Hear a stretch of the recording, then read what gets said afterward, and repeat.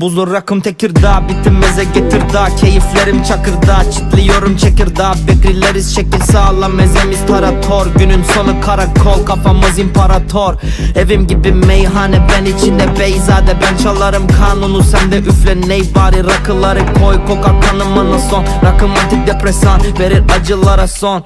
Bembeyazdır kar gibi eder canavar beni. Yıktırıyor masaları, şakıtır açar dili. Yanında da incem karışır nefesimle. İçiyorum sütümü aslanın memesinden. Yol gibi duble koyuyorum dur de. Türk sanat müziği okuyoruz iki kuple. 70'liyim bitince diyorum aga Türk be. Dökülüyor dilimizden acılı bir güfte. Kadehimi boş, of kadehimi boş bırakma. Doldur sakin doldur, doldur kadehimi boş bırakma. Dökerim başımdan aşağı, hatta sensiz yapamam hayatta.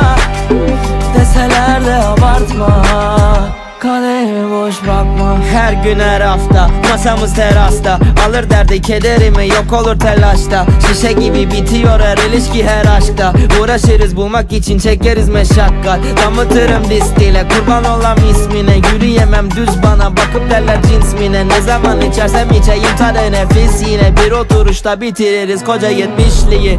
Of bulutlarından beyza, beyaz inci gibi. Gözümün yaşı damlar şişenin dibine. 99 yarem var, biri bitmedi ki. Bana sensin derman, beyazım yeşilin gelini. Kadehimi boş bırakma. Doldur sakin doldur, doldur kadehimi boş bırakma. Dökerim başımdan aşağı, hatta sensiz yapamam hayatta. Deseler de abartma, kadehimi boş bırakma.